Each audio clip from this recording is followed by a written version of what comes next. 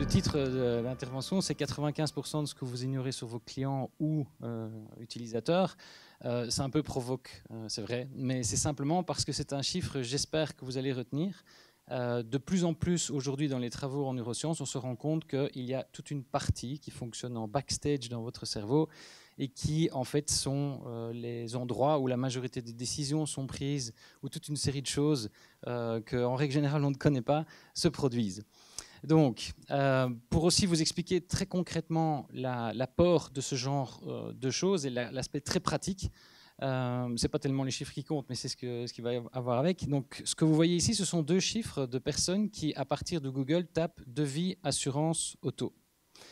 Ce que vous voyez là sur la gauche, les 20%, c'est la moyenne de complétion d'un devis entre les gens qui arrivent au départ du devis et les gens qui terminent le devis.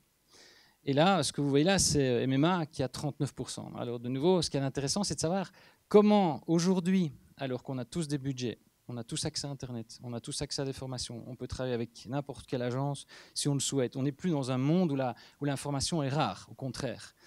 Comment est-ce qu'on arrive à avoir 19 points de différence?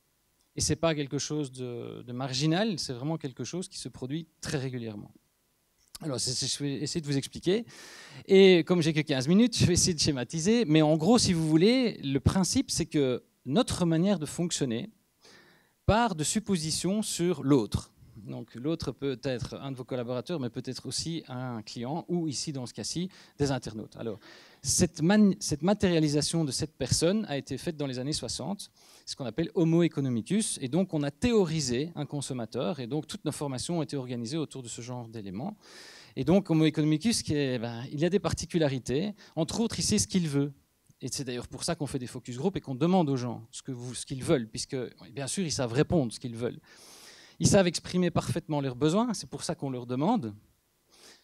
Ils savent pourquoi ils font les choses. C'est aussi pourquoi, quand ils sont occupés à évaluer un écran ou quelque chose comme cela, il suffit en fait de lui demander et forcément on va avoir la réponse vraie. Il est rationnel. Donc on nous apprend beaucoup qu'il y a cette partie de rationnel. Et l'émotionnel, en fait, c'est plutôt quelque chose, voilà, on n'approche pas trop ça, on le confond souvent avec des sentiments. Il est consciemment intéressé, notre Homo economicus, donc ça veut dire qu'à chaque fois que vous faites quelque chose, bien sûr que vous le faites de manière parfaitement consciente. Vous marchez dans la rue, vous passez à côté d'un magasin, vous vous arrêtez, vous reculez et vous dites « Ah tiens, c'est la paire de chaussures que je cherche depuis 3 semaines ». C'est bien sûr rationnel, tout ce mouvement de s'arrêter, de reculer, etc. Il voit tout ce qu'on lui montre. C'est pour ça d'ailleurs qu'on fait des pubs partout et qu'on continue à en faire et qu'on en met partout au niveau digital, etc. Forcément, les autres, non, j'ai pas envie de les voir, mais les miennes, les gens vont les regarder. Il va faire le tri après avoir pesé le pour et le contre de manière très rationnelle. Donc un prix, typiquement, si je fais un prix moins cher que l'autre, forcément que ça va intéresser les gens. Il a une excellente mémoire, etc., etc., etc. Sauf que ça n'existe pas du tout. Donc, comme ça n'existe pas du tout, on va essayer de voir un petit peu ce qu'il y a derrière. Alors, pour schématiser aujourd'hui, j'ai utilisé un acronyme ERA, donc c'est le nom de notre méthode, mais c'est plus facile à retenir. En gros, le système émotionnel, vous voyez qu'il est au carré parce qu'en fait, la majorité des éléments, et c'est biologique, sont traités en fait d'abord par ce qu'on appelle le système limbique, avant d'avoir un processus différencié. Il y a juste l'odorat qui en fait ne passe pas par un filtrage que je vais vous montrer tout à l'heure, mais autrement, tout ce que vous regardez, tout ce que vous entendez, tout ce que vous touchez, passe par un préfiltrage. Et ce préfiltrage date d'il y a 40 000 ans. Il faut s'imaginer que votre cerveau a été créé dans un univers. Les fonctions cérébrales que vous avez actuellement dans votre tête ont été créées dans un monde dans lequel, qui n'était pas tout à fait le même que maintenant, qui était un peu plus hostile. Et donc, ces fonctions, à un moment donné dans l'histoire, on ne s'est pas dit, tiens, je ne sais pas, moi, au Moyen-Âge ou la Renaissance, on arrête le cerveau et on refait un cerveau V2. Ce n'est pas comme ça. Donc ça veut dire qu'en fait, on traîne dans notre tête une biologie pour un monde qui était à ce moment-là avec des fonctions nécessaires dans ce monde-là. Typiquement, éviter les prédateurs, trouver des proies, manger, etc. On n'est pas câblé pour faire du shopping, personne ici. On est câblé pour tuer une paire de chaussures et en garder une autre parce qu'elle est proie. Et donc, en fait, ce qui est très intéressant là-dedans, c'est que je vais essayer de vous démontrer par quelques exemples que vous allez faire comment ça fonctionne. Après, il y a la raison, mais qui est... Ce n'est pas la majorité du temps. On est capable d'être rationnel, mais c'est loin d'être la majorité du temps. Et puis l'action, en fait, se produit. Alors, qu'est-ce qui se passe? Pour avoir 19 points de différence, il faut partir de ça. Donc, on part du système émotionnel, Ensuite, on rajoute le minimum de raison, parce que la personne vient faire un devis auto une fois tous les 2 ans, c'est pas vraiment son kiff, quoi. Donc, et l'action, en fait, va se faire de manière automatique. Mais qu'est-ce qui se passe habituellement sur le marché? Et même nous, on se trompe tous les jours. Et ça, je ne sais pas pourquoi, mais on est câblé pour ça, on fonctionne dans l'autre sens. Mon objectif est de vendre, par exemple, des assurances habitation. Je vais donc dire à la personne, il y a 40% de remise, je vais mettre des visuels, je vais faire ça. Et l'émotionnel, en fait, en gros, hein, si je schématise un peu, je polarise, on demande à une agence de faire un peu du joli, et ça va marcher. Sauf que ça fait « we are », nous on est. Et quand je vous dis que 90 ou 95% du marché est organisé dans ce sens-là, c'est vraiment minimisé. Or, en fait, la vraie solution, c'est de fonctionner à partir de ceci. Uber, par exemple, parce qu'on parle beaucoup d'ubérisation, mais qu'est-ce qu'ils ont fait, Uber? Ils ont joué que sur les systèmes émotionnels. C'est chiant de prendre un taxi, on ne sait jamais si ça va être facile, si le gars va être sympa, si la bagnole va être propre. Tout ça, c'est du système émotionnel. Et donc, en travaillant sur ces mécanismes-là, en utilisant le minimum de raison, on arrive à ce que les gens agissent. Alors, ce système émotionnel, en fait, en gros, il est rapide. Alors, qu'est-ce que ça veut dire rapide? Donc, si je vous demande de prendre une décision en 2 secondes, c'est très rapide pour vous. D'accord? Il faut savoir que son unité de temps à lui, c'est la milliseconde. Donc, à chaque fois que vous avez une pensée en 1 seconde, vous avez 1000 activités cérébrales, en proportion, qui sont activées en backstage. Alors vous allez dire, pourtant, moi, je ne sens pas, je ne sens pas cette vitesse-là. Non, en effet, parce que, de nouveau, il faut s'imaginer, il y a 40 000 ans, quand il y avait un gros chat qui arrivait dans votre champ de vision périphérique, ce n'était pas pour faire un câlin, c'était pour vous manger. Et ce n'est pas avec les griffes qu'on a au bout des doigts qu'on pouvait rivaliser ou avec les dents qu'on a. Donc, conclusion, qu'est-ce qui se passait? Il fallait que le corps s'arrête et prenne une autonomie, je veux dire, sans raison. Et en fait, de pouvoir courir, on se posera la question après de pourquoi on court, en gros. Et en fait, ce système-là est toujours là, majoritaire. Même quand vous prenez des décisions visuelles, auditives, etc., il est toujours là. Alors, pour essayer de vous le faire, alors c'est aussi, pardon, c'est le centre de tout ce qui est automatique. Imaginez, un exemple que je prends souvent, c'est un pilote de chasse.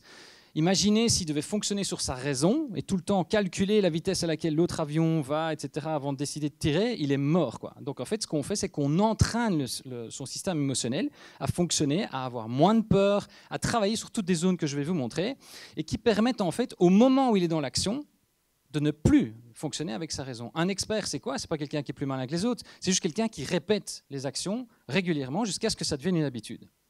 D'ailleurs, un exemple de ce système-là, c'est, je l'ai encore eu tout à l'heure, c'est très amusant, je vois un escalator qui ne fonctionne pas, et je vois quelqu'un, donc une première personne passe, la deuxième voit que ça ne fonctionne pas, elle monte sur l'escalator et elle fait ça.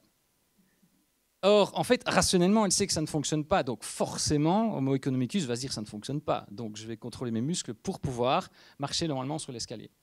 Alors, pour essayer de vous montrer ce que c'est une milliseconde, et encore, c'est même plus rapide que ça, je vais vous montrer une petite vidéo. J'espère qu'avec le soleil, on va voir. Donc, vous regardez simplement la vidéo et puis on en reparle. Je ne sais pas si vous arrivez à voir. Ah, voilà. Grosse bébête, hein.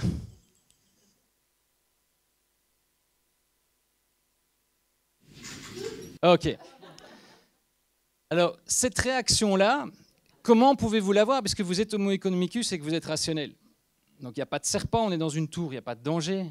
C'est juste pour vous montrer que ces mécanismes sont inscrits dans notre biologie et que donc, on a des réactions à ceci. Si je fais ceci, c'est un serpent. Si je vous fais ça, c'est une araignée. Or, il n'y a pas un serpent, ce n'est pas une araignée. Donc, l'idée que vous avez ressentie ici, pour vous, c'est déjà très rapide parce que vous vous dites, oh là, vous avez senti l'adrénaline qui tendait vos muscles. C'est très lent.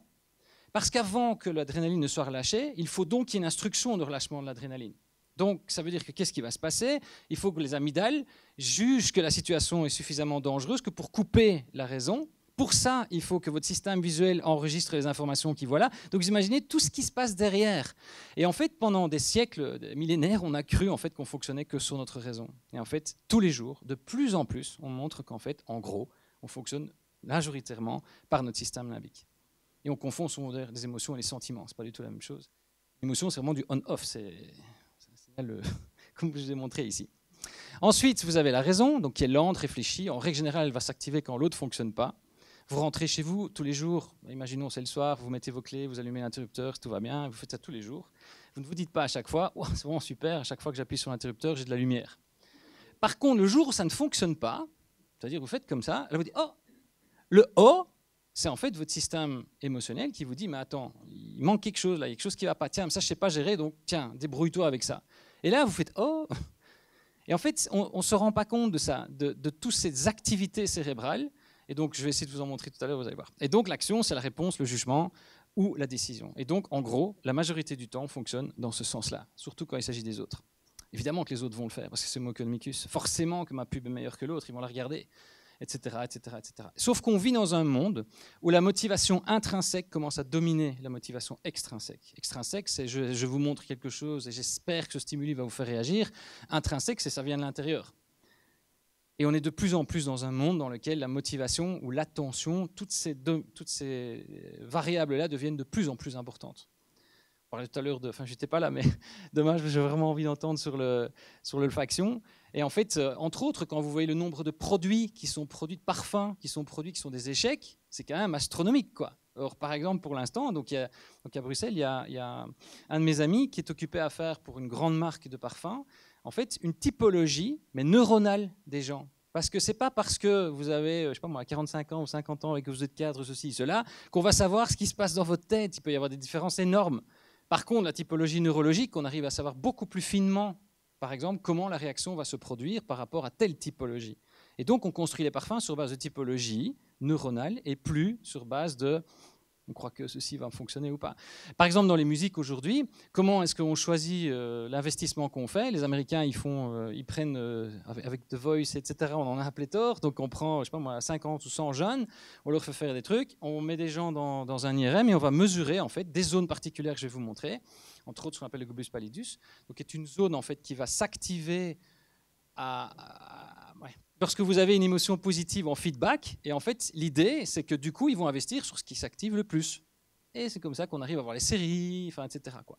Donc, on n'est plus dans un monde dans lequel on ne peut pas mesurer ça. C'est fini. Aujourd'hui, il y a vraiment moyen de mesurer les pubs, etc. Donc, 80% du processus de décision est basé sur des informations du cerveau limbique, et c'est biologique. Donc, et 95% des activités cérébrales sont non conscientes. Pas qu'on ne pourrait pas y avoir accès, mais c'est juste qu'on ne sait pas se focaliser en même temps sur toute une série d'informations. Donc, qu'est-ce que ça veut dire si on n'est pas Homo economicus? On est Homo sapiens. Alors, Homo sapiens, c'est quoi? 97% de ce que vous voyez est flou. Gentil le garçon, il est peut-être un peu fou, parce que moi, je vois net partout. Oui, bien sûr, mais c'est parce que vous bougez votre œil et que vous n'avez pas conscience que vous bougez votre œil. On va faire un petit exercice facile. Vous regardez l'œil là du bonhomme, d'accord? C'est pas facile comme exercice, mais vous ne bougez pas votre œil de là, votre regard. Est-ce que vous arrivez à lire le texte à gauche? Pourtant, vous êtes très loin. Donc, au plus vous êtes loin, au plus votre champ de vision fovéal ou net est grand. Mais ici, en fait, si vous bougez votre œil sur le 97, vous arrivez à le lire, mais par contre, vous ne bougez pas votre œil du 7, vous ne voyez plus les détails du visage de l'homme. Donc c'est un petit peu différent quand on croit que quelqu'un va voir toute la pub ou que quelqu'un va regarder tout mon site, etc. En fait, il faut savoir que vous voyez net, quand vous tendez le bras, sur la surface de votre ongle. Tout le reste devient progressivement flou. C'est quand même très différent. Donc on pense en millisecondes, on a 80% de décisions qui sont basées sur des informations émotionnelles, on a 70 000 pensées par jour, c'est un peu résumé. Parce que, voilà, on n'a pas exactement, mais c'est pour vous donner une idée de volume. D'accord? Et pourquoi est-ce qu'on ne s'en souvient pas? Tout simplement parce que 95% de ces activités sont non conscientes. Alors, ce que vous voyez là, c'est dans ce sens-là. Donc, vous avez les yeux. Donc, je vous présente votre système limbique. Donc, c'est un petit système qui se trouve à l'intérieur de votre cerveau et qui donc, excepté l'odorat, filtre toutes les informations qui sont en entrée. C'est comme ça que quand vous êtes dans une salle et un brouhaha pas possible et quelqu'un vous appelle, et vous entendez votre nom, alors que ça fait un bruit et que l'autre n'aura probablement pas entendu votre nom. Ou quand vous regardez quelque chose, vous ne regardez pas tout. On va faire quelques petits exemples tout de suite. Donc en gros, comme je n'ai pas beaucoup de temps, toutes les zones que vous voyez là, on peut les mesurer. D'accord? Donc ça va depuis l'anticipation du plaisir, il y a une zone spécifique pour ça, le plaisir immédiat, le danger ou la peur. Donc là, ce que vous avez ressenti là tout de suite, c'est typiquement le système amygdalique qui s'est activé. Donc le thalamus, vous avez le globus pallidus qui va lui donner le niveau de motivation émotionnelle au démarrage d'une tâche. Vous avez tout ça. Vous avez une réunion qui va être chiante, vous arrivez les pieds de plomb. On parlait tout à l'heure, tout de suite, de motivation, mais quand on est engagé dans quelque chose, le niveau de motivation émotionnelle va être plus élevé. Et donc, avant de faire une tâche, c'est important de pouvoir élever ce niveau-là, par exemple. Donc on a ici, donc vous voyez la gestion des émotions, les processus de décision, la projection dans les situations déjà vécues, etc. Par exemple, on aime bien, on n'aime pas, nous on a l'impression que ça va de plus 10 à moins 10, tellement on fait faire des études aux gens. En fait, il faut savoir qu'il y a une zone qui va de 0 à 10 pour j'aime pas, et il y a une zone qui va de 0 à 10 pour j'aime bien.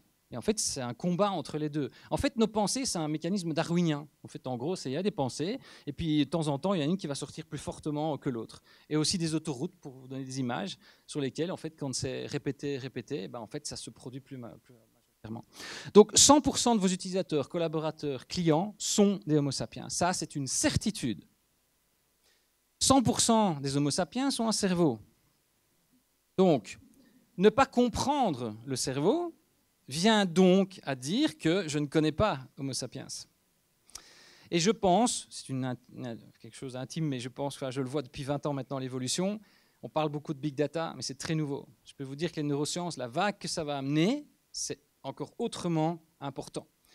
Que ce soit au niveau médical, que ce soit au niveau business, etc., on va vers ce genre de choses, qui d'ailleurs pour moi, alors, il peut y avoir les deux côtés, hein, il y a aussi tout ce qui est éthique, etc., on peut en parler, mais c'est important, quelqu'un qui veut faire quelque chose, quel est l'intérêt de le bloquer? Maintenant, de lui faire quelque chose qu'il ne veut pas est très différent. Donc, et 100% d'une expérience, c'est quoi? Quand on parle d'expérience de quelqu'un ou d'atteindre un objectif ou peu importe quoi, c'est une représentation électrochimique qui se passe à l'intérieur de votre cerveau. Rien d'autre. C'est une représentation. Représentation veut donc dire pas le tout, mais bien une représentation électrochimique. Donc mesurer ces représentations électrochimiques permet de pouvoir mieux connaître. Alors quand je vous dis mieux connaître, avec ce que je vous montre là, enfin ce que je vais montrer, si le cerveau c'est ça, aujourd'hui on en connaît ça, quoi, hein. Donc il faut être très humble, très très humble, mais ce qui est génial, c'est que ça ouvre un monde qui est juste extraordinaire. Parce que ça permet de voir avec des résultats business qu'on peut par exemple atteindre. Alors ça c'est dans notre domaine à nous, mais plein d'autres domaines dans lesquels on obtient des choses. Donc, bref, les gens n'agissent pas parce que vous le voulez. Ils agissent parce qu'ils ont un besoin à satisfaire. En règle générale, ils ne savent pas l'exprimer correctement. Et leur cerveau ne rencontre aucune barrière pour y arriver. Ça, c'est vraiment les mécaniques qui permettent d'avoir les 19 points de différence que je vous ai montrés. Donc, bref, quand vous construisez une expérience utilisateur ou avec une équipe, avec des collègues, c'est la même chose. Parce que moi, j'utilise ces techniques-là avec mes équipes. Donc, il faut s'imaginer vraiment que vous parlez à un cerveau qui est vieux de 10 000 ans. Avant d'avoir accès à la raison, il faut d'abord avoir accès à d'autres choses. Alors, pour essayer de vous faire sentir ça maintenant, parce que c'est du blabla, donc je vais vous demander dans quelques instants de fermer les yeux. D'accord ? Il n'y a rien qui va se passer, ne vous tracassez pas, il n'y a pas de danger.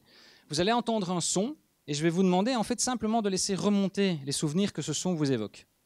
D'accord ? Je ne sais pas si on va bien l'entendre, mais allez-y, fermez les yeux, on y va.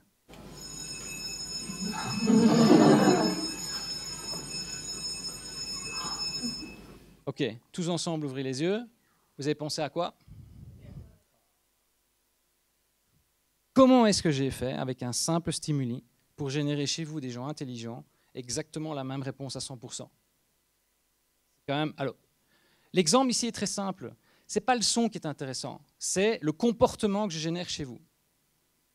Quand je vous parlais tout à l'heure d'action, si je veux que vous pensiez, que vous me disiez école, je ne vais pas aller chercher sur la raison. La majorité d'entre vous a souri dès que vous avez entendu le son. Pourquoi est-ce que vous n'avez pas pensé, en post-rationalisant, à une barrière de chemin de fer? Parce qu'il y avait des enfants. Mais ça, c'est parce que vous post-rationalisez, vous n'avez pas pensé à ça. Ça vient, c'est comme ça. Probablement, certains d'entre vous ont vu la cour de récréation, les parents qui venaient les rechercher, le chouette, c'est fini. Il y en a de temps en temps qui disent chouette, ça recommence, mais ils sont très rares. Donc voilà. Et en fait, toutes ces zones, cette pensée qui est arrivée, qui vous a fait dire école, vient de plein d'endroits dans votre cerveau différents. La topologie, l'endroit, la projection de vous, les souvenirs, etc. Or, ici, de nouveau, ce qui est intéressant, c'est qu'on ne se connaît pas. Donc, du coup, avec un son, j'arrive à générer un comportement. Alors, l'idée, c'est est-ce qu'on ne peut pas voir le monde en se disant, mais finalement, sans manipulation, est-ce que je ne peux pas, si je recherche vraiment à faire quelque chose avec quelqu'un, est-ce que le but n'est pas d'observer un comportement de tel type? Peu importe, mais ça, ou chez un collaborateur, ça permet de voir la chose différemment. C'est-à-dire qu'en fait, vous n'êtes plus dans une position où vous allez faire faire à quelqu'un quelque chose, vous allez lui faire faire quelque chose parce qu'il, lui, vous touchez sa motivation et il va agir tout seul. Je vous donne un exemple avec Orange, par exemple. On a fait un projet avec eux qui était super intéressant, rapide au niveau digital. Donc, ils se sont dit, et c'était très juste, les gens ne vont pas voter. En tout cas, il y a beaucoup de taux d'abstention. Donc, ils ont demandé pourquoi. Alors, la majorité des gens disent parce qu'il faut se déplacer. Alors, ils sont partis sur la verbalisation, homo economicus. Donc il suffit, évidemment, puisque les gens disent ça, c'est que c'est ça. Donc on va faire une application pour une commune dans laquelle la commune va demander aux gens de voter. Donc hop, c'est pas très compliqué, hein, il suffit de cliquer, dire je suis pour ou contre, etc. Marche pas du tout. Mais pas du tout. La motivation de base dans le système émotionnel n'était pas la bonne. Parce que quand vous votez, c'est pour faire quoi? C'est pour exister et pour avoir un impact sur son quotidien. Dès qu'on touche à ces deux choses-là, il suffit de regarder comment M. Macron a fait, et vous entendrez dans ses paroles ces deux choses-là, et faire exister les gens et leur donner un impact ou l'impression d'avoir un impact concret. Je vous donne un exemple très concret de ça avec les communes. Je vous dis, voilà, donc premier cas, je vous ai expliqué. Le deuxième, c'est tous les ans, vous payez 2 000 € à la commune, on vous remercie pour ça, mais c'est votre argent. Donc, en fait, ce qu'on va vous demander, c'est de distribuer cet argent sur des projets que la commune initie. Donc, et comme je sais que vous avez un enfant, par exemple, on va mettre une barrière devant la sortie scolaire pour éviter qu'il y ait des problèmes. Là, c'est rien de nouveau, bien que. Mais si je vous dis, mais en fait, c'est pas grave, si vous voulez pas participer, c'est pas grave. On va répartir votre argent chez tous les voisins qui, eux, sont d'accord de participer avec nous. Vous sentez la différence à l'intérieur, c'est-à-dire qu'en fait, on a l'impression de perdre quelque chose. Et là, on joue sur deux tableaux. La motivation de base, qui est donc je n'existe pas et je n'ai pas d'impact, et la deuxième qui est je perds. Et en fait, c'est proie, prédateur, survie, etc. C'est vraiment basé sur ces mécanismes-là. Alors, deuxième petit test, on ne voit pas assez, je ne sais pas si vous arrivez à voir ce que c'est ou non. En fait, non, alors on va passer le test parce que de toute façon, on n'aura pas le... vous n'allez pas pouvoir visualiser. En fait, en gros, si vous voulez, donc c'est une scène dans laquelle on voit une personne arriver. Et ce que vous voyez là, c'est 3 parcours oculaires différents qui ont été enregistrés sur base de tâches différentes. Donc, par exemple, ici, on demande dans quelle pièce se passe la scène qui est occupée à se produire. Et ici, on demande quelle est la personne la plus influente. Et ce qui est très intéressant, c'est de voir que les gens, évidemment, ne regardent pas la même chose. C'est bien une représentation en fonction de la tâche qu'on a demandé à la personne. Or, c'est la même image. Donc si c'est la même image, ça veut donc dire que les comportements peuvent être diamétralement opposés. Et si je ne sais pas quels sont les comportements qui doivent être générés dessus, eh bien, je vais faire plein d'essais, plein d'erreurs. Les parfums, les ceci, les cela, les campagnes qui marchent pas, etc. En fait, on vit dans un monde qui est basé sur le stimulus, sur le stimulus. Et donc, en fait, l'idée, c'est que du coup, comme on se concentre sur créer quelque chose, on en oublie que, en fait, ce qui compte, c'est le comportement. Un écran n'existe pas si un être humain n'est pas devant. Un parfum n'existe pas s'il n'y a pas quelqu'un qui le sent. Et quand on inverse simplement ça, vous vous rendez compte qu'une musique n'existe pas si quelqu'un ne l'écoute pas. Donc la musique en elle-même n'a pas de sens. L'écran n'a pas de sens. Le parfum n'a pas de sens.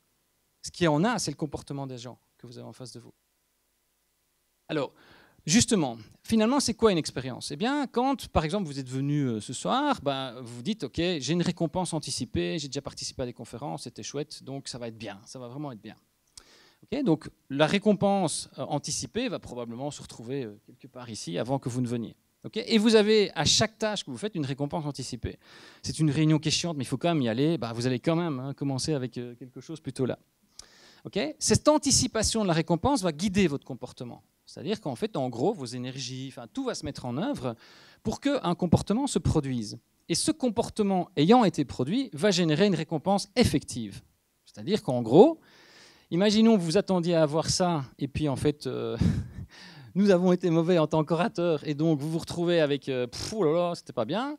En fait, c'est la différence entre ce que vous vivez comme expérience effective comparé à l'anticipé qui forme vraiment la récompense. Si vous vous attendiez à ça et que vous arrivez là, c'est une expérience positive. Donc une expérience n'est pas absolue. Et ça, c'est aussi quelque chose qu'on ne comprend pas toujours. Ma perception de la récompense n'est pas la même que celui du voisin. Mais par contre, ce qu'il y a de sûr, c'est que le système de la récompense, c'est le moteur de votre fonctionnement. Alors pourquoi est-ce que ce moteur de la récompense? Parce qu'aujourd'hui, on voit sa récompense en se disant je reçois une sucette ou un bonbon. Enfin, ça a l'air sympa. Mais en fait, l'idée du système hormonal qu'on a, et donc entre autres de tout ce qui est neurotransmetteur, dont la dopamine, c'est de teinter émotionnellement les actions que vous venez de mener. Il y a 40 000 ans, vous aviez une espèce de truc devant vous, vous ne savez pas ce que c'est. Vous terminez avec une grosse griffe, ça, vous fixez en disant « Oh là là, attention, ça, c'est danger, pas reproduire ». Par contre, là, j'ai mangé la plante, là, j'avais mal à l'estomac, ça s'est bien passé, hop, je stocke. Et en fait, notre système est fait pour répéter les comportements qui ont généré une récompense effective élevée et essayer de refouler ou de bouger, de s'éloigner des comportements en fait, qui nous créent des problèmes. C'est pour ça que ce système de la récompense est tellement important. C'est lui qui fait tout. C'est lui qui fait stocker les éléments. Par exemple, dans une école, quand vous mettez des gamins assis sur une chaise, dans la classe, il y en a peut-être 2 qui sont contents d'être assis. Tous les autres, ils sont là parce qu'il faut. Comment voulez-vous qu'on fasse entrer de la matière dans la tête des gens pour perdurer? Mais dans une entreprise, c'est la même chose. Si en fait on n'arrive pas à être dans ce mécanisme du système de la récompense, et c'est pas donner de l'argent, c'est pas ça.